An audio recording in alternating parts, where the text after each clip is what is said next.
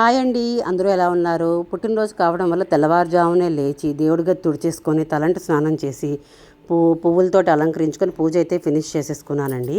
Maid వస్తుందని wait చేసి 8 అయినా రాదు, 9 అయినా రాదు, 10 అయినా రాదు. ఇక అర్థమైపోయిందండి 10 దాటితే మా మెయిడ్ రాదు అని. పోనీ కమ్యూనికేషన్లో మధ్యాహ్నం వస్తావా అని అడగడానికి కూడా తనకి ఫోన్ లేదు. ఎందుకంటే వాళ్ళ ఇంటి మొత్తానికి ఒకటే ఫోను. వాళ్ళ హస్బెండ్ వేటకు వెళ్ళిపోతే కనుక తనతో నో కమ్యూనికేషన్. సరే ఏముందిలే, తను రోజు చేసే క్లీనింగే కదా, నేను ఒక్క పూట చేయలేకపోతానా అని చెప్పి ఇల్లు క్లీనింగ్ మొదలుపెట్టాను. సరే మొత్తం మీదకి ఇల్లు క్లీనింగ్ అయితే చేసేసుకున్నాను. తినగా ఊరుకోవచ్చు కదండి. 1 వీక్ ముందు నుంచి నేను ఆర్డర్ పెట్టిన సోఫా క్లీనింగ్ మిషను డిలే అని చెప్తూ ఇల్లు క్లీనింగ్ అయిన నిమిషానికి అది కూడా బెల్ కొట్టి చక్కగా వచ్చిందండి. సరేలే వచ్చింది కదా అని మా పాపను అడిగితే మొత్తం అంతా ఫిట్ చేసింది. మళ్ళీ అలమార్లో పెట్టచ్చు కదా. చిన్నపిల్లల చేతికి మిషన్ కానీ ఇస్తే ఎలా పిచ్చివాళ్ళు ఆడుకుంటారో, ఈ సోఫా క్లీనింగ్ మిషన్ ఎలాగైనా యూస్ చేసేయాలి అని చెప్పి స్టార్ట్ చేశానండి. 10:35కి సోఫా క్లీనింగు.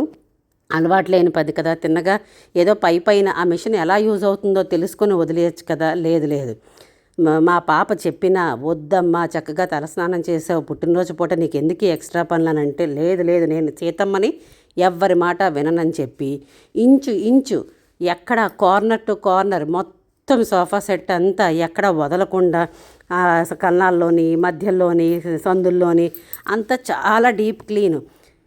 దఫాలుగా బ్రేకులు తీసుకుంటూ మొత్తం మీదకి 8 సీటర్ సోఫా సెట్ని 12:35 అయిందండి క్లీన్ చేసేటప్పటికి. అప్పుడు అనిపించింది, ఓరి దేవుడో అవసరమా నాకు అని.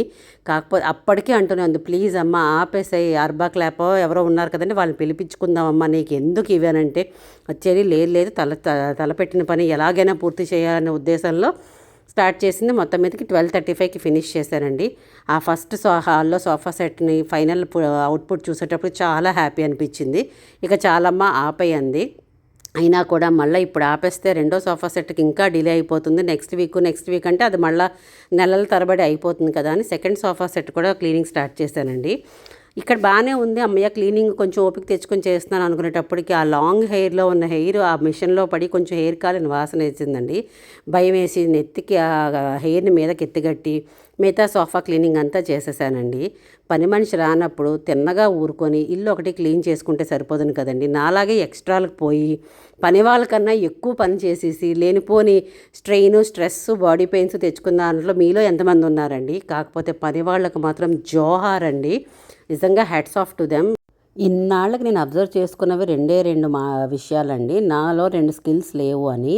ఎప్పుడైనా పని ఆమె మనకి ఇంటిమేషన్ లేకుండా 1-2 రోజులు మానేసి 3వ రోజు వస్తుంది కదండి, అప్పుడు మనం అనుకుంటాను నేను పని మనిషిని ఫుల్గా దులిపేయాలి, తిట్టేయాలి, ఇంకా మానిపించేయాలని చాలా కోపం మీద ఉంటానండి. కానీ అదేమిటో డోర్ తీసి తను వచ్చేటప్పటికి కోపం అంతా నార్మల్గా అయిపోయి నోట మాట రాకుండా వచ్చావా పని చేసుకో అంటాను.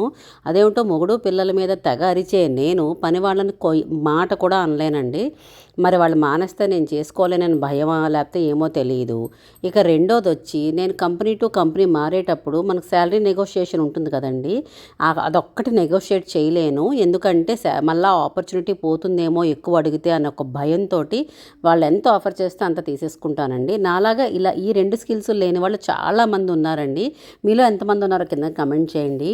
పని అంతా అయ్యాక రెస్ట్ తీసుకున్నానండి. లేచాక ఇంట్లో వాళ్ళందరూ కేక్ కట్ చేయించారు. ఆ తర్వాత ఫ్యామిలీ అంతా డిన్నర్కి వెళ్ళామండి.